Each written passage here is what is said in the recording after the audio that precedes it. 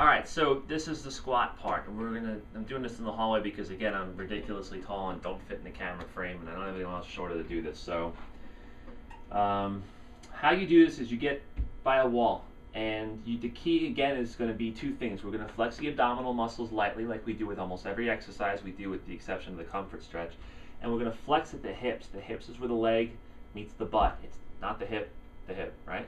So we get about 6 inches, maybe 4, away from the wall. Why do we do this in front of a wall? Because it helps with the form. If you don't do this properly, usually you hit the wall. So just a good way of making sure your form is okay. It wouldn't hurt if you had a mirror handy though. It really wouldn't.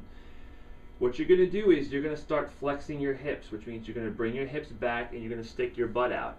Sometimes you may feel a strain in the low back if you do this. Again, let me know. But for the most part, if you put a hand here and a hand here, that shouldn't move at all. All that should move is where your leg meets your butt, your hip joint, and bringing your pelvis back. So you keep your hands here, you bring your pelvis back, you squat down, and then you come on back up. You want to be keeping your abs tight. You want to squeeze your glute muscles on the way down, and then squeeze them on the way back up. Again, if I bend my knee, you want to keep your knees in back of your toes when you do this. So your knees should be here. If I cheat, I hit the wall. If I don't bring my hips back and flex at the pelvis, if I lean my back forward, I hit the wall. So the wall helps make sure that you have the proper form. If someone says you shouldn't be doing squatting exercises, your knees.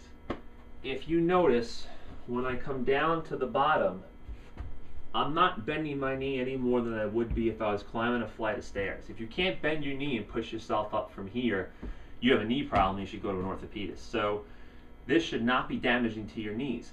What are the bad ways to do a squat? Well, the ridiculous way we're taught to lift things. Lift with your knees. So people will bend all the way down here to get something.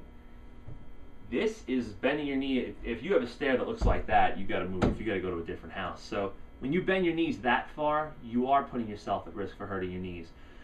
So make sure you do it in front of the wall, and don't do the lift with your knees, not with your back trick. Nobody can get up that way. If you're going to lift, flex at your hips. If you're going to pick something up, flex at your hips forward, bend your knees slightly, lean over and pick something up. If somebody says, well, when you do this, you're flexing your back. I am not bending my back forward. I'm merely flexing at the hip. My low back is still perfectly straight, so when I pick something up off the ground, I am not flexing my back forward, I'm not increasing the pressure on my spinal discs, and I'm not going to get hurt.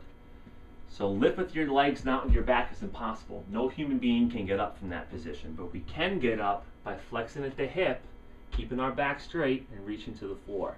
That's going to keep you safe when you lift things up off the floor.